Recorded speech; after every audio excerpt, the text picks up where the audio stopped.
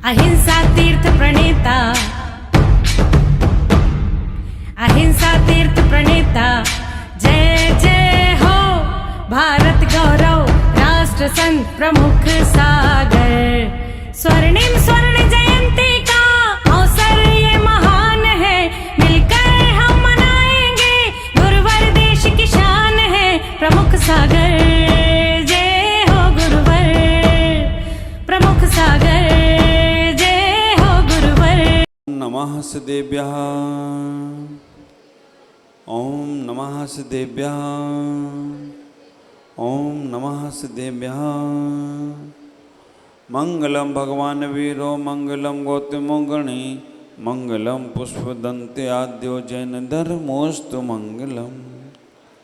तुभ्यं नमस्त्र भुवनाथ हराहिनाथ, तुभ्यं नमः क्षितितलामलभूषणाय, तुभ्यं नमस्त्र जगता परमेश्वराय, तुभ्यं नमो जिन्भवो ददिशोषणाय। पुष्पदंत को नित्य नमो, तजने को अज्ञान, दो आशीष गुरु मुझे पाऊँ में निर्वाण, पाऊँ में निर्वाण, पाऊँ में निर्वाण। बोलो देवादिदेव आदिनाथ भगवान की, भगवान महावीर स्वामी की, पार्श्वनाथ भगवान की, नेमिनाथ मूलनायक नेमिनाथ भगवान की, शांतिनाथ भगवान की, बाहुबली गौंटेश्वर भगवान की, आचार्य पूजपाद स्वामी जी महाराज की, दादा गुरु आचार्य विमल सागर जी महाराज की, तपस्वी सम्राट आचार्य श्री सन्मति सागर जी महाराज की, बात्सल दिवाकर आचार्य भगवान गुरुदेव पुष्पदंत सागर जी महाराज की, विश्व धर्म की, अहिंसा में परमो धर्म की। बोलिए आचार्य कारायण गुरुदेव का। मंगलाचरण निकालेंगे सभी लोग इष्टोपदेश में। यस्य स्वयं से भावाप्ते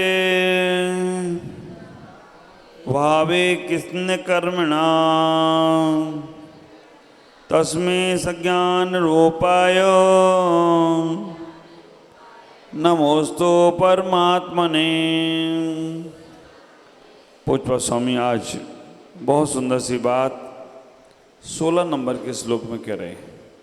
16 नंबर का श्लोक आप लोग निकालेंगे। क्या कहना चाहते हैं?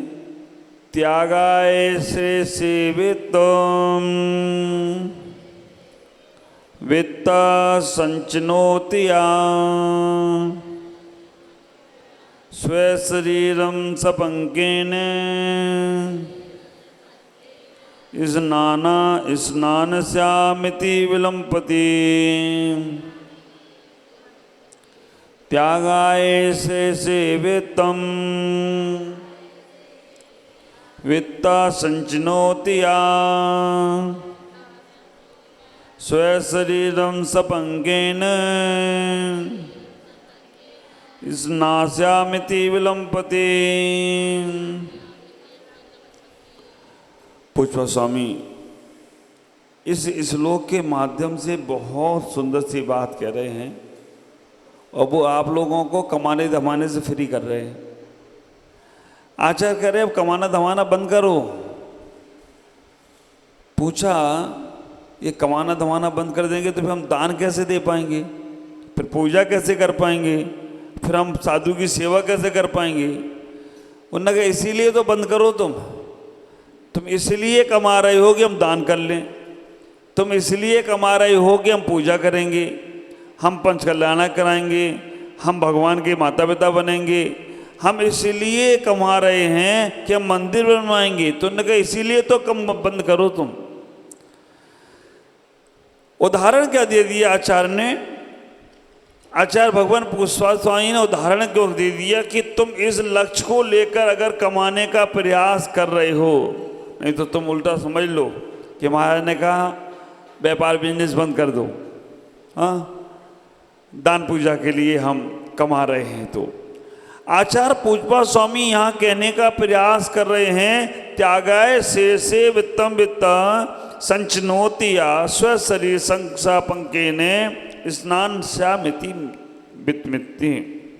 आचार्य यहाँ कह रहे हैं कि आप कौन समझदार व्यक्ति ऐसा होगा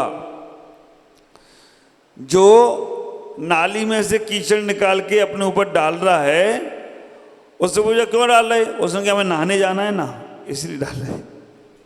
आप विचार करके रखना कि मैं नहाने के लिए जा रहा हूं, अब नहाने के लिए जा रहा हूं तो क्या करूं? तो नाली में जो कीचड़ पड़ा है वो अपने ऊपर डाल लेता हूं, फिर नहाने चला जाऊंगा। विचार करना। एक आदमी उल्टी कर रहा है, उससे पूछा उल्टी क्यों कर रहे हो? खाने जाना है ना, इसलिए उल्टी करके जा रहा हूं, खूब माल आएगा पेट में। आप विचार करके रखना। एक आदमी को मार रहा था, उसने क्यों मार रहे हो? उन्होंने कि इनसे क्षमा मांगना है ना बाद में, इसलिए अभी मार लेता हूं, पहले पीट लेता हूं, बाद में क्षमा तो मांगना ही मांगना है। आप ख्याल करके रखना, संसार में हम जो क्रिया कर रहे हैं, आचार्य पूजपा स्वामी यहाँ कह रहे हैं कौन समझदार होगा जो अपने शरीर में स्नान करने के लिए पहले शरीर को गंदा करेगा। समझदार नहीं है वो। आचार्य कहते हैं यहाँ पर कि अपने जीवन में जो तुम्हारे पास है, क्योंकि आप आचार्य पहले भी कह चुके पूजपा स्वामी कि कमाने में तकलीफ, उसको संभालने में तकलीफ, फिर वो समाप्त हो जाए तब भी तकलीफ, तो ऐसा क्यों कमाना धमाना? ऐसे सोने के आभूषण क्या पहनना जिससे नाक और कान कटाना पड़े, है ना? गला थोड़ी कटाना पड़ता है, गले में तो चल जाता है, नाक और ही कान कटाना पड़ते हैं। तो हमें इतना ही विचार करना। आचार्य आज बहुत सुंदर सी बात कह रहे हैं। वो यहाँ कहने का प्रयास कर रहे हैं कि तुम दान कमाने के लिए नहीं कमाओ, दान करने के लिए मत कमाओ। जो तुम्हारे पास है उसका दान करना शुरू कर दो, तुम्हारा जीवन सफल हो जाएगा। आचार्य नहीं कह रहे कि तुम लाखों रुपए दान करो, वो कह रहे हैं कि अगर तुम 1 रुपया कमाते हो तो उस 1 रुपए के 4 हिस्से करो। 1 रुपए के 4 हिस्से कर लो और 4 हिस्से में 4 भागों में डिवाइड करो। पहला भाग कर्ज उतारने में लगाओ, दूसरा भाग कर्तव्य के पालन में लगाओ, तीसरा भाग अपने स्वयं के कल्याण में लगाओ, चौथा भाग कुएं के अंदर डालाओ। ये कहा आचार्यों ने। ये कहाँ का आचार्यों ने कि बहुत बड़ी फैक्ट्री लगाओ, बिजनेस करो, क्योंकि तुम्हें दान करना है। जबरदस्ती का काम नहीं है। जैन धर्म जबरदस्ती नहीं करता है, लेकिन जैन धर्म जो करता है वो जबरदस्त काम करता है। इस बात का ख्याल रखना, जबरदस्ती नहीं है लेकिन जबरदस्त है।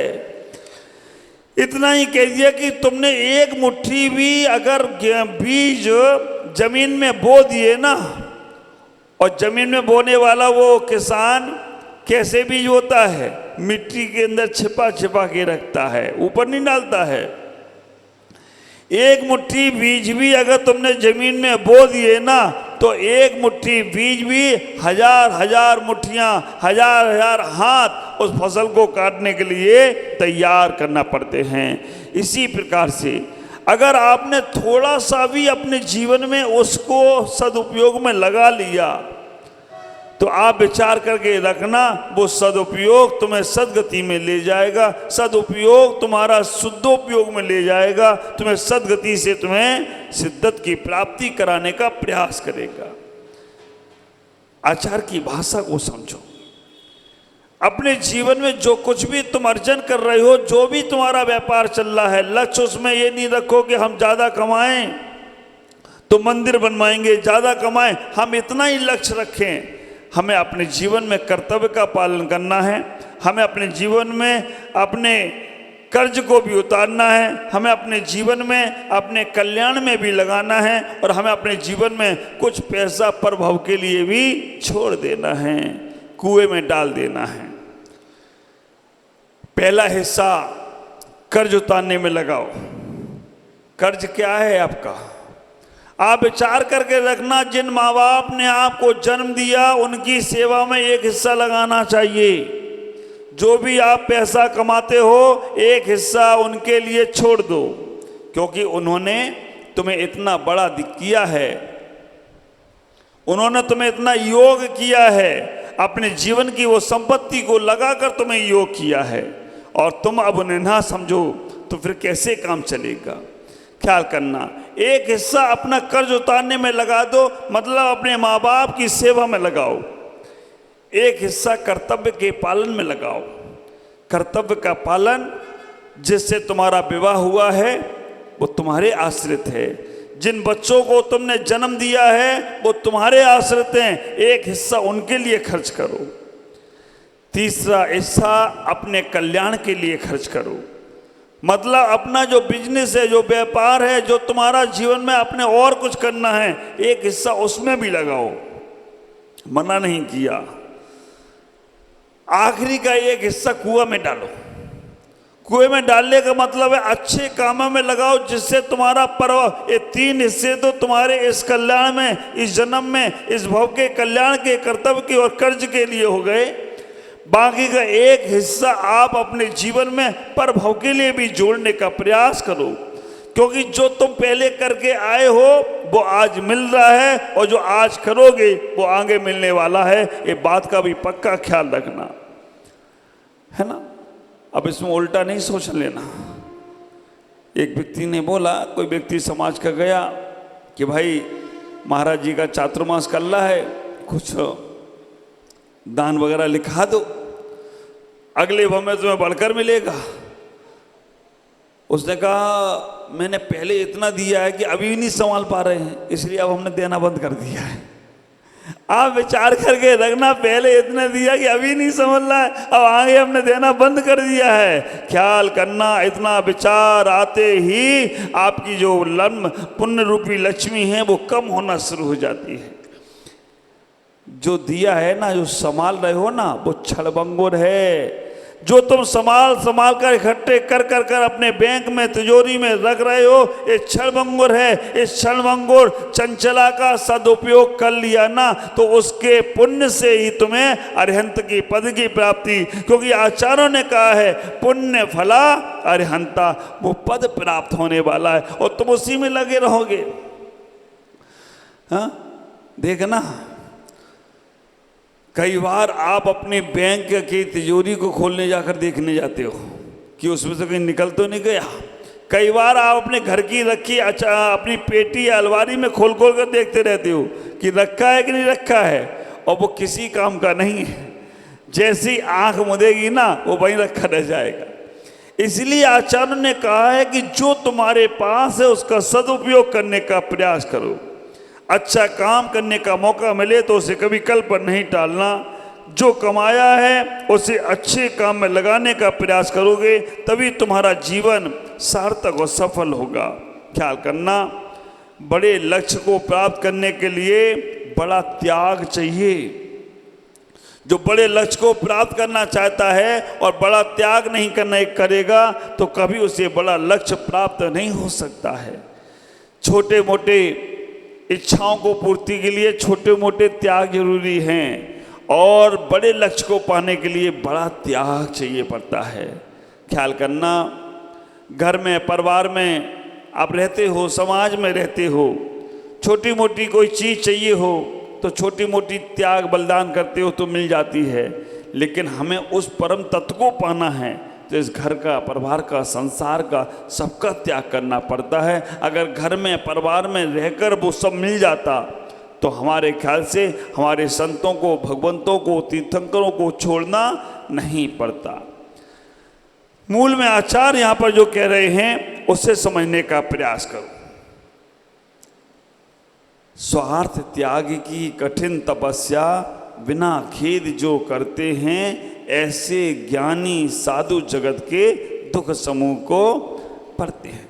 तो यहाँ जो त्याग की बात कही जा रही है, यहाँ जो दान की बात कही जा रही है, उत्तम त्याग वाले दिन विस्तार से करूँगा। लेकिन आज यहाँ जो त्याग की बात कही जा रही है वो इतना ही कहने का प्रयास कर रहे हैं कि जो तुम्हारे पास है उससे अच्छे से त्याग करो। उसमें स्वार्थ नहीं रखना, उसमें नाम की चाह नहीं रखना, उसमें तुम अपने जीवन को सार्थक समझना। अनुग्रहार्थ, तथा सूत्र में कह दिया अनुग्रहार्थम स्वस्याति सर्गो दानम। जो दान तुम देते हो वो उपकार की भावना से देना।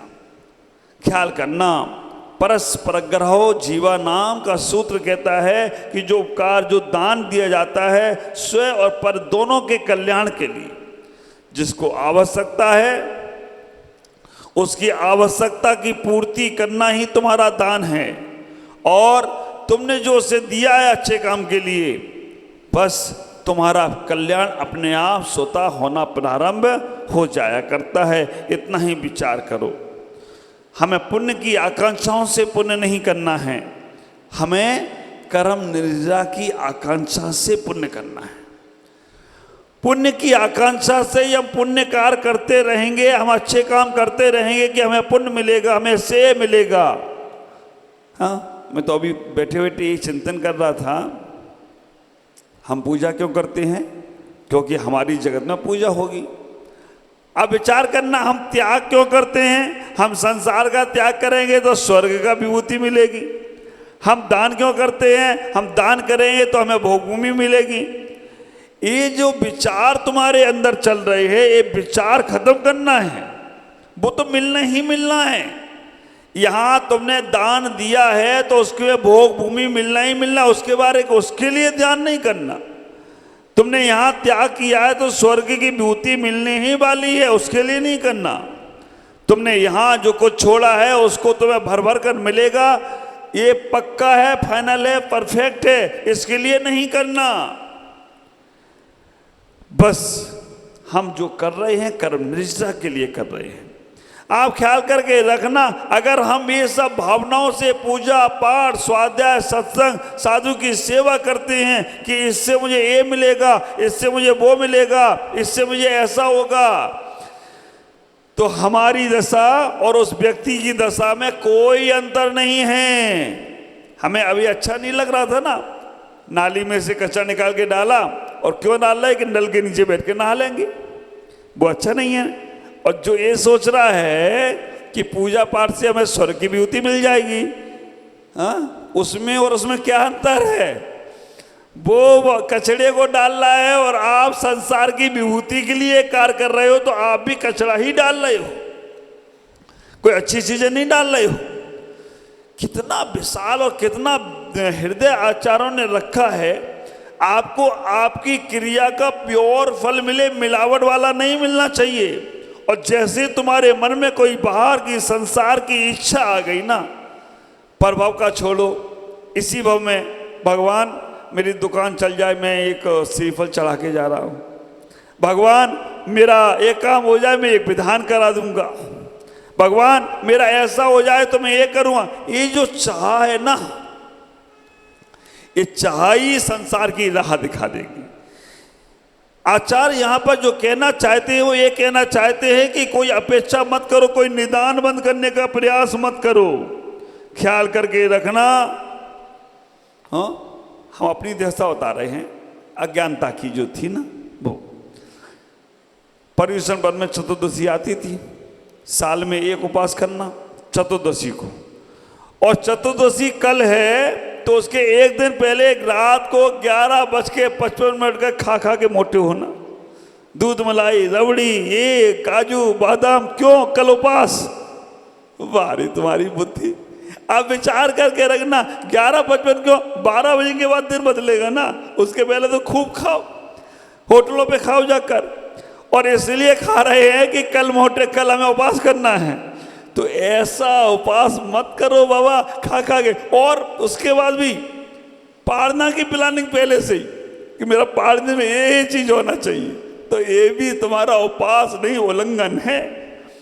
आचार्य ये सब चीजें समझा रहे। उदाहरण तो उन्होंने कीचड़ का दिया है, लेकिन समझा ये रहे हैं कि आप कभी भी स्वार्थ पूर्वक संतों की भक्ति मत करिएगा।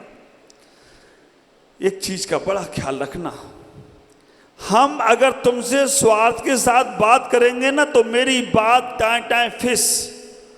जब तक मेरी स्वार्थ की पूर्ति नहीं हो रही है तब तक ही हमारी तुम्हारी से बात है, और जैसे ही मेरा काम बनता भाड़ में जाए छत। स्वार्थ के साथ अगर हम आपसे बात करेंगे, कोई भी स्वार्थ हो, तो हमारा और आपका संबंध ज़्यादा समय तक चलने वाला नहीं है। और जो तुम स्वार्थ के साथ हमसे वाकई बात करोगे, चलो महाराज के आशीर्वाद से दुकान चल जाए, महाराज के आशीर्वाद से घर पल जाए, महाराज के आशीर्वाद से ये हो जाए, तो जब तक वो तुम्हारा काम नहीं हुआ तभी तक महाराज, और जैसे ही काम हुआ, चलो हो गया काम, अब काय के लिए महाराज। तो हमें इतना ही विचार करना है, इतना ही सोचना है, ये स्वार्थ छोड़ देना है। आचार्य इस श्लोक में यही कह रहे हैं, यही समझाने का प्रयास कर रहे हैं कि हम उस स्वार्थ की पूर्ति के लिए कोई काम नहीं करें। ख्याल करना, हमें त्याग करना है, आत्म कल्याण की भावना से करें। आत्म कल्याण की भावना से किया गया त्याग, आत्म कल्याण की भावना से दिया गया दान तुम्हारे कल्याण में कारण बनेगा। और ज़्यादा नहीं करो, तुम्हारे पास जो है उसमें से जरूर दो। मंदिर में चावल क्यों चढ़ाना? क्योंकि दान की परंपरा अक्षुण्ण रूप से चलती रहे, इसलिए हमें चावल चढ़ाना चाहिए। तो हम अपने दान की परंपरा को समझें। हम दान के लिए नहीं कमाएं, जो कमाया है उसमें से दान करें तो तुम्हारा कल्याण होगा, निश्चित ही तुम्हारा कल्याण होगा। और कोई इच्छा अपेक्षा नहीं रखें, कोई भावनाएं नहीं रखें जिससे तुम्हारा जीवन समाप्त हो सके, पुण्य खत्म हो सके। पुण्य बढ़ाने का साधन सिर्फ केवल इतना ही है कि हम निस्वार्थ भक्ति करें। अब निस्वार्थ भक्ति तो करो, लेकिन पैसा तो कमाना पड़ेगा। आचार्य कह रहे हैं पैसा कमाना पड़ेगा, लेकिन उस पैसा कमाने में क्या क्या भाव रखना है वो सब चर्चा कल करेंगे। आज इतना ही कि जो कुछ है उसे सदुपयोग में लगाएं। ओम नमः जय गुरुदेव।